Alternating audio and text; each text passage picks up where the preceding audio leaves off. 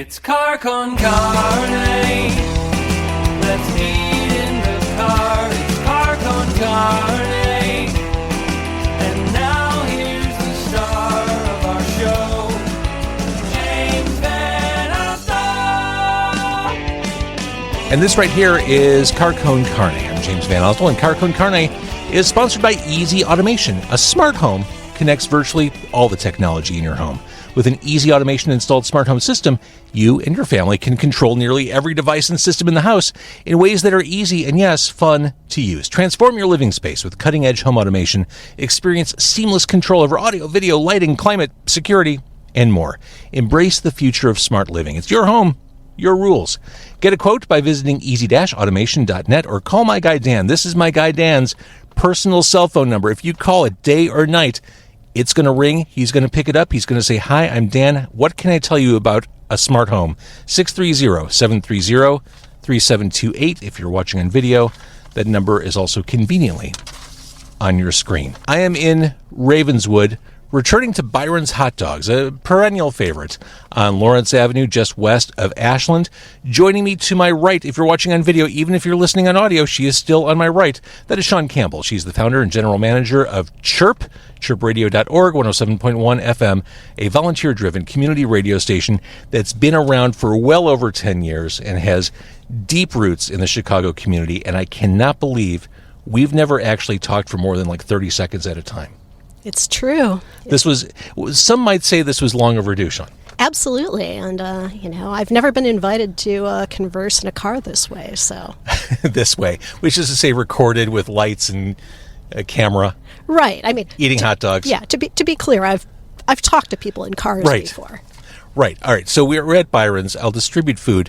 I pre-ordered. I'm trying to be more efficient as I approach episode 1000. You ordered a corn dog. I got your message, and before I responded, I Googled their menu because I'm like, they don't have corn dogs at Byron's, do they? Sure enough. I also had to check the menu. I thought, I'll get a classic Chicago hot dog, and then I looked and I thought, corn dog. Here's your side of mustard. Wow, that is a generous side of mustard. And here is your hot dog on a stick. The only way to fly. I don't have any I might have a bonus straw, which you can use as a makeshift butter knife, or maybe just do the dip. I think I'll just dip. All right, and feel free to use the dashboard for your own. Okay. Needs. And I got a Chicago dog. Yeah, I went classic from Byron's. You can't go wrong with a Chicago dog. In fact, I'll show it off. I was here most recently with After the Fight. We had a lovely time talking. Wow, they loaded up the hot peppers. I'm good for like 2 hot peppers on a hot dog. You give me 4, and I'm going to be hiccuping for the rest of the night. Which isn't ideal for an interview show. No. All right, so CHIRP Radio, chirpradio.org. This is radio as you envisioned it, and I want to get to the origin story, but just pulling back a little bit farther, what is a non-commercial radio station? I know what it is. I'm assuming it's self-explanatory, but people may not know. Sure. I mean, really simply, it's a radio station that is a not-for-profit organization. So we have no commercials, but we're a community station. And I never had heard of a community radio station until I ended up working for one. And I really fell in love with the model. And it's basically a radio station that's volunteer-driven, that members of the community can come in and volunteer to be on the air, to do behind-the-scenes work, to basically do everything that it takes to make the station run. And so we have almost 270 volunteers, I think, right now at CHIRP, and they do all sorts of things. About 40% of them are on the air, and everybody else does other things like design work and develops apps for the station, builds partnerships, everything we need to do to run the operation 24/7, 365. It's a lot of work. And thinking about it from a modern lens, I'm going to create an independent radio station. Technology has caught up to the present day that you can kind of fake your way through that. But this model back in, 2007 when you first thought of it? Yep. This seemed almost like a quixotic vision. How on earth are you going to pull this off? Well, it was kind of a crazy thing, and I had been running another I'd worked in radio for a long time, and I'd been running another community radio station for 8 years, and there were some things that went wrong there. It was an institution that shall not be named that held the license, and they decided they didn't want it to be a community station anymore. And so I had 100 or so community volunteers who loved what they were doing and really were good at it and committed to it. And so I learned a little bit about the low power FM movement and was like, okay, you know what? I'm going to start a truly independent radio station from scratch. And let me interrupt. Low power FM, again, I know these terms, but I realize that the general public may not. Sure. A low power FM station is a non-commercial station that's licensed at 100 watts. And those stations were created in the year 2000 basically because people were unhappy with the state of a lot of commercial radio. Oh, what's not to love? It's lovely. It's a lovely thing, huh? Mm-hmm. And so it was kind of there was so much consolidation and deregulation of the industry in the 90s, and the low power FM service was created a bit as a nod of acknowledgement by the FCC that there was unhappiness around the deregulation of ownership of more and more big corporations. And this all happened in 1996.1996. The Telecommunications Act was 96 when the rules made it so that one company could own up to 6 commercial stations in a market. It squeezed the life out of commercial radio. Absolutely. And so non-commercial radio can be more adventurous. Obviously, again, no commercials. It can be more focused on local music, on what's going on in the community. You know, there's no central programming dictates coming down from headquarters in New York or LA or wherever it may be. And so the low power FM service was created to, like I say, kind of address that. It's 100 watts. The coverage areas are not big, but it did allow new players to get into the game. You can only a nonprofit can only hold the license for one LPFM, so you can't build up nationwide networks. They are very much intended to be community-based outlets. And so when we got involved with this whole situation, low power FMs were really only available in rural areas and ex-urban areas because the National Association of Broadcasters had convinced Congress that there wasn't any room in major markets because the dial was too congested. Mm-hmm. And when you think about it, back in the analog days, it might have made sense where you're trying to tune in, you're like, have to really adjust your dial. Yeah, that's completely lost, but it actually helped our cause because in digital tuning, there's no in between. So yeah, it's a direct hit every time. So we actually got involved with this national movement, this national low power FM movement, to try to change the law at the federal level to allow for new low power FM stations to be in big cities like Chicago, to be able to apply for broadcast licenses. And the way we did that was by convincing the FCC and Congress that they needed to remove one of the clicks between the stations on the dial as far as a minimum separation distance.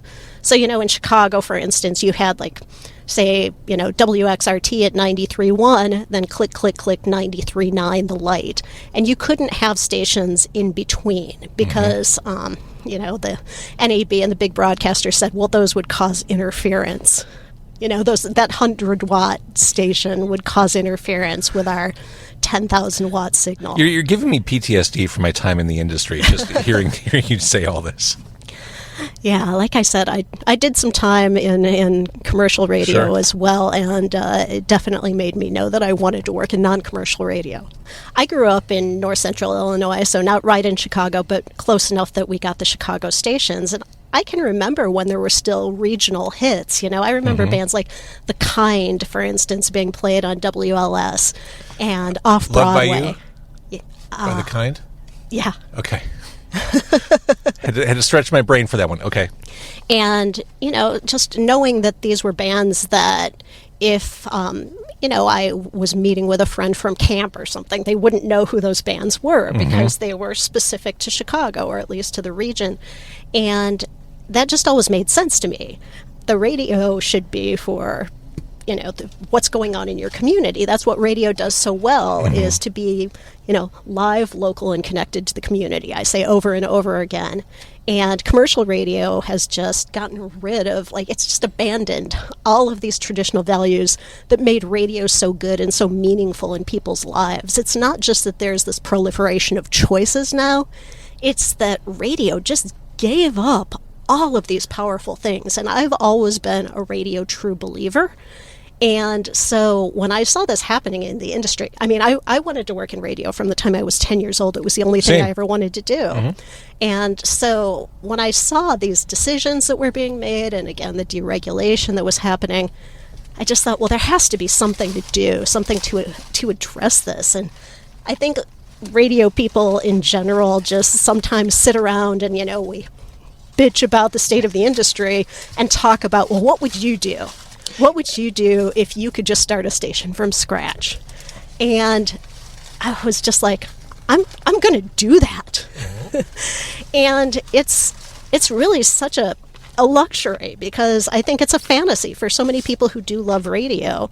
And to get to do that has been great, and to have people be so supportive of it, whether it's, just the volunteers who want to be involved, or the people who support it with donations, because again, we're a nonprofit, non-commercial station. We have to pay the bills.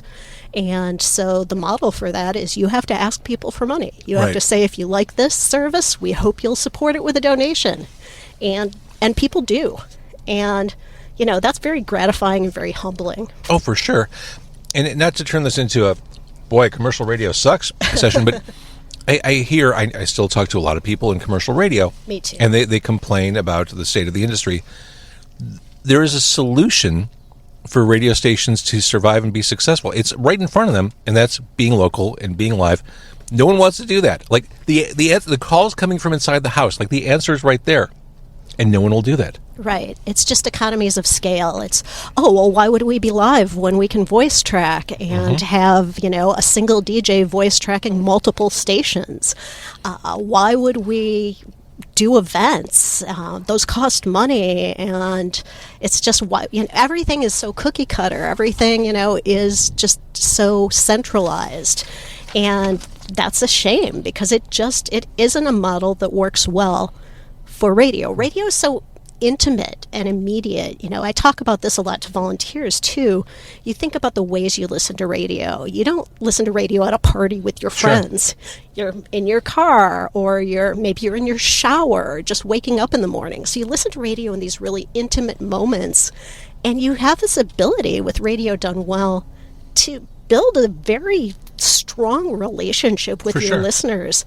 And you would think that, the people who run the corporations would understand that those close, intimate relationships also are good for sales. You trust the people that you hear on the air over time.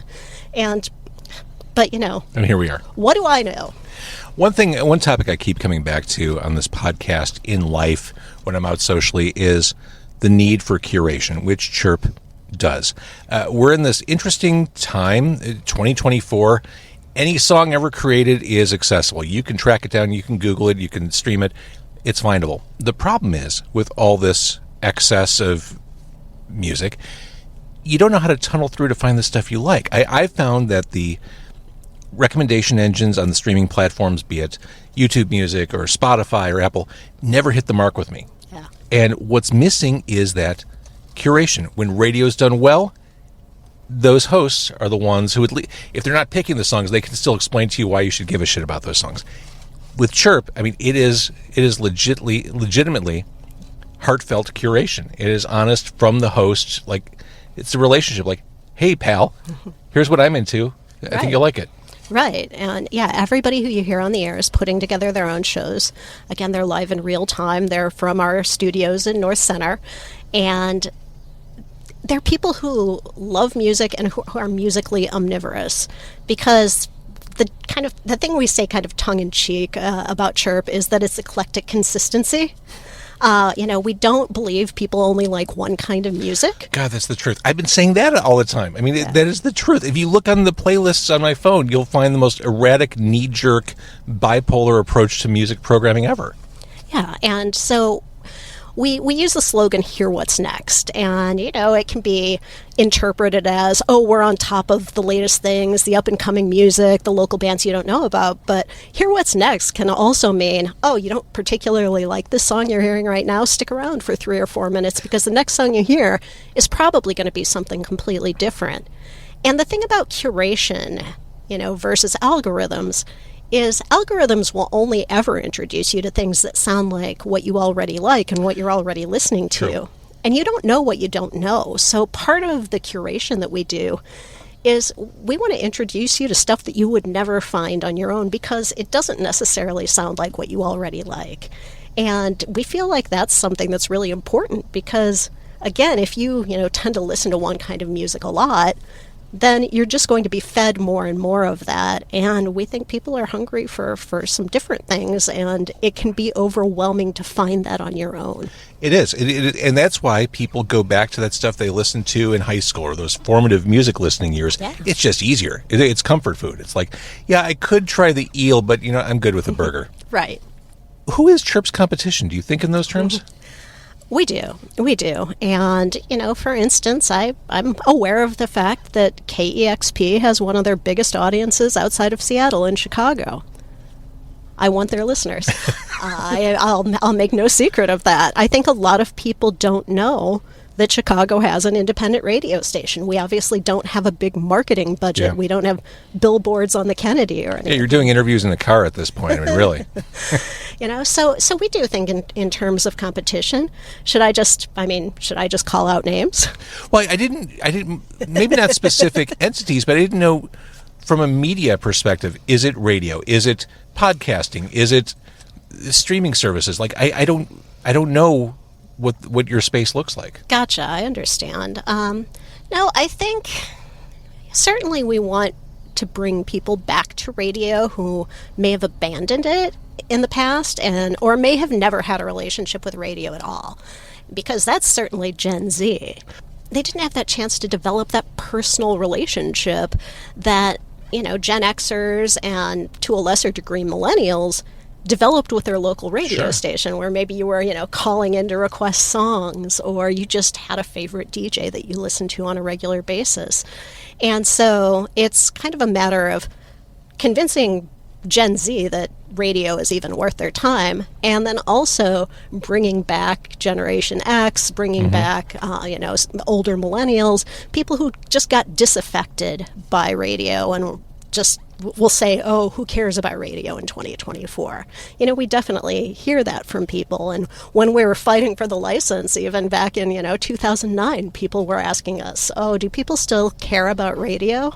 And it's only, gotten more commonly asked since then. But I've always been a true believer in the power of radio. I just think there's something really cool and magical about it. The internet is science, radio is magic.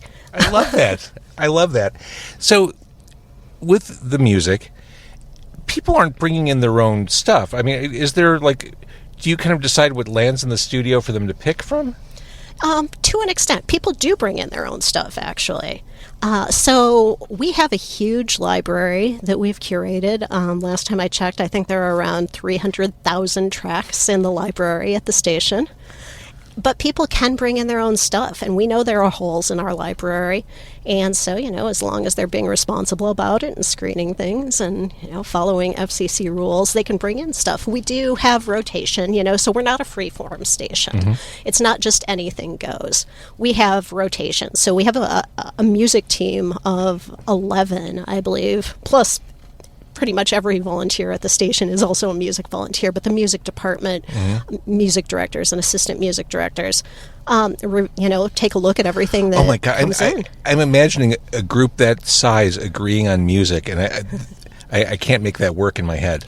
Well, the nice thing is we can be so much broader. Our rotation is so much bigger than it would be in commercial radio that, heavy rotation for us is generally maybe 20 records, and light rotation is 60. That's awesome. So DJs still have a lot to choose from, but there is some structure to it. And we do ask DJs to play local stuff every single hour of the day. So you always, are going to hear local music every hour. Yeah, I mean, it's super eclectic. I mean, just over the past week, I heard White Rabbit Object, who are fabulous. Yeah. The new one from X, which I wasn't even aware they had a new album out. I'm like, oh shit, that's cool. Like, I love the breadth of stuff you play. Yeah, we just really love music, and we are a community of music lovers, and everybody brings their knowledge to it, but also their hunger for exploration. And I think that's something that's really nice about CHIRP too, is people come in and, sometimes independent stations can be very snobby. There's kind of a reputation of, the record store world Sure. of high fidelity, where it's like, well, oh, you like that? Ooh, wrong. I roll. Yeah. But at CHIRP, people are just really open, and they like to learn from one another and explore, and people will readily admit, like, okay, I'm not really familiar with that genre, and we just encourage people to share their knowledge and to try things out that they don't think they like too, and we always tell people when we're training DJs, because we train people from scratch, people who've never been on the air before. I was going to ask how that vetting process works. It's mostly just training, not so much vetting. I mean, okay. When people come to us, and we bring new volunteers in 3 times a year, and there's a waiting list to volunteer. There's about 75 people on the waiting list right now, and we just welcomed 25 new volunteers last week. Wow. And so, yeah. And so we've never had a problem finding volunteers. So volunteers come to us, and they're expected to work behind the scenes to start out. Nobody walks in the door and gets to be a DJ right away. And DJs don't just get to be DJs, no matter how long they've been there. So everybody works to make sure that the station runs properly. Like I say, it's a 24/7, 365 operation with one staff person, and that's me. And so we really need everybody to, be pulling their weight. And so once people are there for a while and they've put in time behind the scene and kind of shown they're reliable and they're committed to the organization, they can do DJ training. And it's DJs training DJs. So there's an orientation that they go to first, and then they sit in with a current DJ for 3 sessions, and those DJs train them on everything from engineering to, proper mic placement, to curating their shows, to, FCC law. That's amazing. One thing CHIRP is a radio station. Again, chirpradio.org, 107.1 FM. But you compete as a radio station. You have co-pros. You have the presents on local shows, which back in the day was always a big deal. In the present day, CHIRP is the only station I see on these local and independent shows at places like Lincoln Hall, etc. And that's a big perceptual win for CHIRP. Yeah, from the beginning, we knew that building those relationships were really important. And I mean, for everything from it lends legitimacy to the work you're doing. We want to support these businesses. We want to support independent venues. We want to support independent bands. And also, it just is a marketing tool as well. It's the best way we can get our name out there, and people see our name. They see our people tabling at shows, and that attaches us in their mind to cool bands that they're going to hear on the station. And so we've worked from the very beginning to really introduce ourselves in the early days, to just maintaining relationships and always being really professional. I think sometimes people like to make the comparison of CHIRP and college radio. And sometimes people will say, it's like college radio run by grown-ups. But even though it's a volunteer-driven station, everybody takes it really seriously. Sure. And so we have 13 different departments that are all volunteers managing volunteers. And our promotions team is a great example. We have 6 people on our promotions team. They each have a couple of venues that they work with. And they're just, in regular contact and managing those relationships. There is no way someone is listening right now who doesn't want to be part of this to hear you describe this. I think if someone is listening or watching and was unaware of CHIRP, or not to this extent, like, hearing this is really exciting. What you're doing is exciting. Well, thank you. I think when new volunteers come to the orientations, I hear that really commonly.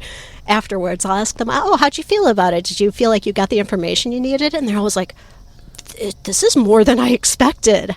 I think people come into it and they don't necessarily realize how big the organization is, or, if I'll say, I'll give credit, I think, to myself for this. It's a well-organized, well-run organization. For sure. And in addition to things like getting the co-pros on local shows, events are a big deal. Like, it's something I'm aware of as a podcaster. Like, I need to do events. Like, that's where the proverbial puck has moved.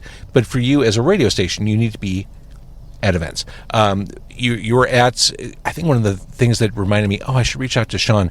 I saw CHIRP at Out of Space, sure. At the Bob Mould Show. I'm like, oh man, they're here. Of course they're here. And I thought I should really reach out for an interview. But I mean, you're doing all these things. You've got the Vinyl Lovers Workshop with the Chicago Public Library. Like, you're in the community doing cool shit that is completely on brand for CHIRP. Yeah, and that's, we build partnerships. We love working with the library. We're doing the vinyl workshop. We're also doing a mini version of our music film festival at Salzer Library. And, it's a Saturday afternoon screening of 4 films that the library has in their collection. They had reached out to us and said, you do this music film festival every year, kind of a big thing. Would you be interested in just doing a day-long version for our summer reading program? Because their adult summer reading program this year is based around music. And so we always jump at the opportunity to do things like that. I love it. And when did you get the facility you're in now in North Center? When did that come along? Yeah, finding space for what we wanted to do, I think, was maybe the hardest thing that we had to do at the beginning. So this was back in 2009. So the first couple of years, we were just raising money and raising awareness. We didn't have a station. We didn't have a location. And we'd finally raised enough money where we felt, okay, we can start looking for places. And, to find a place where you can have people in and out, every hour of the day, where you can sometimes be loud. It was really hard to find that space. And it was through the local screen printing community and Screwball Press. Steve Walters had his shop there at the time at the building that we ended up in 4045 North Rockwell. And he made a recommendation to us. We had put it out on social media that we were looking for space.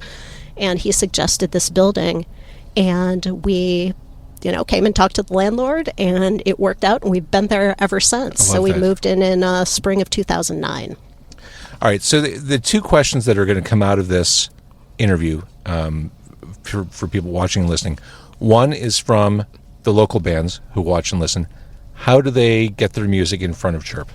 Sure. They can email submissions@chirpradio.org and send us a download link and code, or if you just want to send a high-quality file, if you're just sending us a single, but submissions@chirpradio.org.